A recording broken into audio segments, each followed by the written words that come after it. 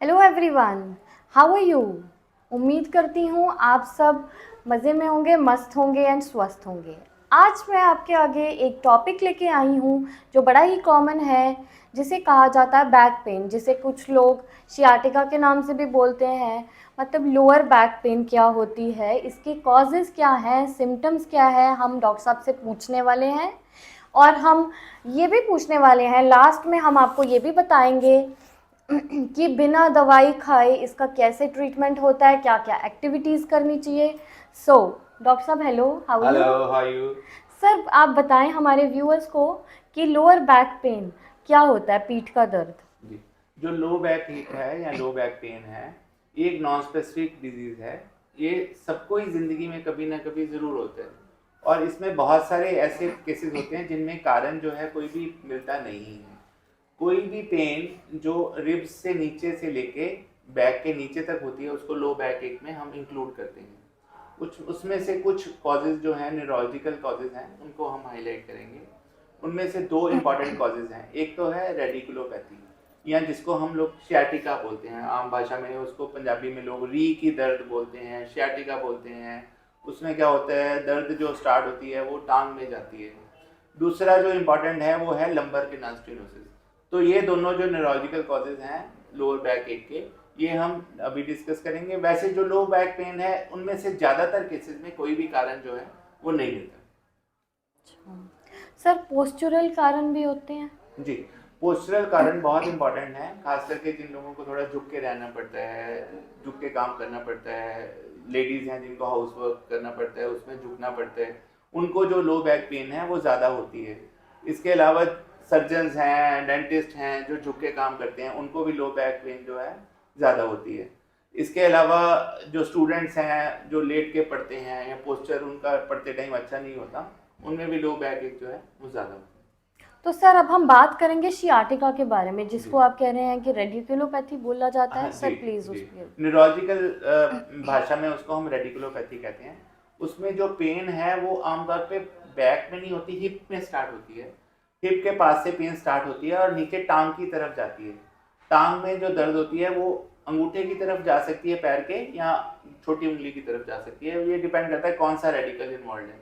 तो ये जो पेन है ये बहुत तेज दर्द होती है, जैसे करंट लगता है वैसी दर्द होती है। और कोई खांसी आ जाए, छींक आ जाए, या जैसे हम जोर लगाते हैं किसी भी काम के लिए, तो ये एकदम से दर्द एग्रीवेट हो जाती है। तो ये दर्द का जो कॉमनेस्ट कॉज है वो डिस्क प्रोलैप्स है, जो पीआईवीडी हम बोलते हैं। उसमें क्या होता है कि जो डिस्क है वो नर्व के ऊपर प्रेस करती है, उसको इम्पिंज करती है, तो नर्व जो है वो पेन करती है।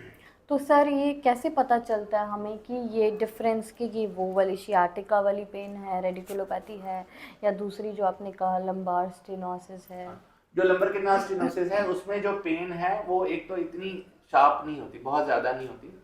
दूसरा जो लंबर के स्टेनोसिस है वो एडवांस एज में होता है, जैसे 50-60 के ऊपर होता है। और उसमें क्या होता है कि जो चलता है पेशेंट तो पहले ठीक होता है, लेकिन थोड़ा दूर चलने के बाद उसकी टांगें दर्द होनी शुरू हो जाती हैं। फिर वो जब थोड़ी देर रेस्ट कर लेता है तो दोबारा ठीक हो जाता है।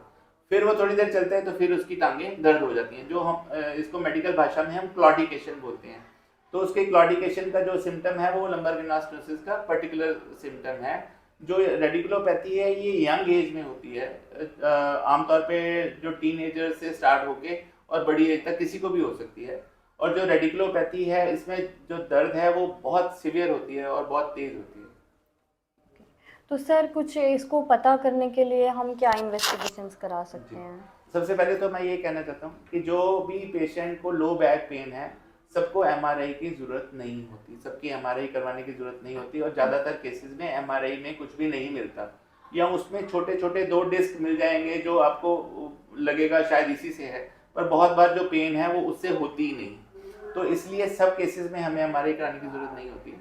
पर जिन केसेस में जो पेन है वो 6 हफ्ते से ज़्यादा देर से है, और अगर उनको साथ में कोई और सिम्टम है जैसे बुखार है, खांसी है, या उनको जो दर्द है बढ़ता जा रहा है, या कोई न्यूरोलॉजिकल डेफिसिट है। न्यूरोलॉजिकल डेफिसिट मतलब टांगों में कमजोरी आ रही है, टांगे चलने में दिक्कत हो रही है, टांगों में वीकनेस और सूख रही हैं टांगे, या उनको बाथरूम में कोई प्रॉब्लम है, बाथरूम रुक रहा है, उन सब केसेस में जो है एमआरआई कराना बहुत ही ज़रूरी है।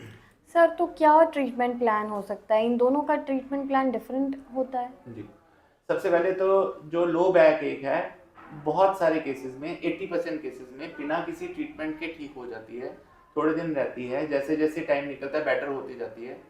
रेस्ट से और एक्सरसाइज से और योगा से बहुत सारी बार जो लोअर बैक पेन है वो ठीक हो जाती है, बहुत सारी बार उसको ट्रीटमेंट की ज़रूरत नहीं होती। जो केसेस में कोई बीमारी है, जैसे किसी को उसमें बैक में ट्यूबरक्लोसिस है या बैक में कैंसर है, उन केसेस में ट्रीटमेंट की ज़रूरत होती है। जो रेडिकुलोपैथी है, इसमें पेन क्योंकि ज़्यादा होती है, इसलिए इसमें अलग तरह की दवाइयाँ हम देते हैं। जो नर्व पेन की दवाइयाँ होती हैं, वो नर्व पेन की दवाइयों से ही इसमें फ़र्क पड़ता है। जो आम पेन किलर्स हैं उनसे ठीक नहीं होती। जो लंबर के नास स्टेनोसिस है, अगर वो है तो उसमें दवाइयों के साथ साथ बहुत बार सर्जरी की ज़रूरत भी पड़ सकती है। सर तो ट्रीटमेंट बिना दवाइयों के यही रहता है, एक्सरसाइजेस करना? जी, अगर आप कोई भी ऐसा काम करते हैं जिसमें झुकना पड़ता है, बैक को यूज़ करना पड़ता है, ज़्यादा बार आपको सामान उठाना पड़ता है, तो बैक की एक्सरसाइज हमें नियमित तौर पर करनी चाहिए। उसमें 2 तरह की एक्सरसाइजेज होती हैं, एक फ्लेक्शन एक्सरसाइज होती हैं, एक एक्सटेंशन एक्सरसाइज होती हैं, जो आप किसी भी एक्सरसाइज के स्पेशलिस्ट फिजियोथेरेपिस्ट से आप सीख सकते हैं, या आजकल बहुत जगह टीवी पे भी इसको सिखा रहे होते हैं, आप उनसे भी सीख सकते हैं। पर इसको रेगुलर करना जो है बहुत ज़रूरी है सबके लिए, क्योंकि अगर हम बैक मसल्स को स्ट्रॉन्ग नहीं करते तो हमें बैक एक की प्रॉब्लम आने की जो चांस है वो ज़्यादा है। सो व्यूअर्स, डॉक्टर साहब ने जिस तरह बताया ये एक्सरसाइजेज के बारे में, फ्लेक्शन एक्सरसाइजेज एंड ऑल, ये हम किसी और वीडियो में लेके आएंगे आपके लिए, आपके ईज़ के लिए। सो सर, लास्ट क्वेश्चन, कई बारी लोग बोलते हैं, मुझे नहीं पता ये मिथ है कि क्या है, कि वॉलेट रखना मेल्स के लिए that also causes lower back pain. जी, वॉलेट रखने से आमतौर पे कुछ नहीं होता, पर अगर आपका वॉलेट जो है बहुत हैवी है या बहुत मोटा है, तो आपका बैठने का क्योंकि एंगल चेंज हो जाता है, तो पोस्चरल पेन जो है वो हो सकती है। इसलिए अगर आप वॉलेट रखते हैं रेगुलरली तो उसको बीच बीच में उसको छांट लें, उसमें क्या क्या है फालतू की सो चीज़ें ना हो। वॉलेट रखना इज इम्पोर्टेंट और not? It is important, because बहुत सारी इंपॉर्टेंट चीज़ें उसमें रखी होती हैं, जैसे आपके कार्ड्स हैं, क्रेडिट कार्ड्स हैं, वो रख सकते हैं। जी, ठीक है, मतलब वॉलेट हैवी भी ना हो। जी। ओके। और सबसे ज़रूरी बात जो मैं व्यूअर्स को बताना चाहता हूँ, कोई भी बैक एक हो उसके लिए इमीडिएटली पेन किलर्स ना लें। जो पेन किलर्स हैं वो बहुत सारा हमें नुकसान कर सकते हैं। पेन किलर से हार्ट अटैक का, स्ट्रोक का और बहुत सारी किडनी की बीमारियों का रिस्क जो बढ़ जाता है। तो इसलिए अगर दर्द बहुत ज़्यादा नहीं है, आप उसको रेस्ट से आप बेटर हो सकते हैं, एक्सरसाइज से, तो आप पेन किलर्स जो है उसको अवॉइड करें, पेन किलर्स रेगुलर ना लें। पर अगर ज़्यादा है तो डॉक्टर को दिखा के सुपरविजन में पेन किलर्स आप ले सकते हैं। सो व्यूअर्स, जैसे कि डॉक्टर साहब ने आपको बताया कि खुद से कई लोग मेडिसिन ले लेते हैं, तो सेल्फ मेडिकेशन बहुत रॉन्ग है।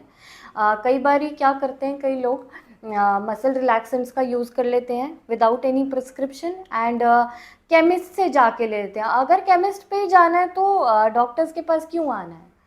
तो that is the main reason कि आपको बाद में प्रॉब्लम ज़्यादा एग्रेवेट हो जाती है। So it's a humble request, आपको जब भी कोई प्रॉब्लम हो तो काइंडली आप अपने डॉक्टर को कंसल्ट करें। एंड हाँ, अगर हमें आपने कंसल्ट करना है तो हमारी इधर लिंक में, हमारे कमेंट बॉक्स के नीचे आपको हमारे इस वीडियो के नीचे नंबर मिल जाएगा, वहाँ पे आप ऑनलाइन कंसल्टेशन के लिए हमें विज़िट कर सकते हैं, हमें मैसेज ड्रॉप कर सकते हैं। और हाँ जी, अपनी क्वेरीज़ के लिए kindly comment in your comment box. Thank you so much for watching all this. हम आते रहेंगे इस तरह की बहुत मज़े की वीडियोज़ लेके, इन्फॉर्मेटिव टाइप्स। तो please do like, share and subscribe our channel. Thank you so much for watching. Bye bye. Thank you.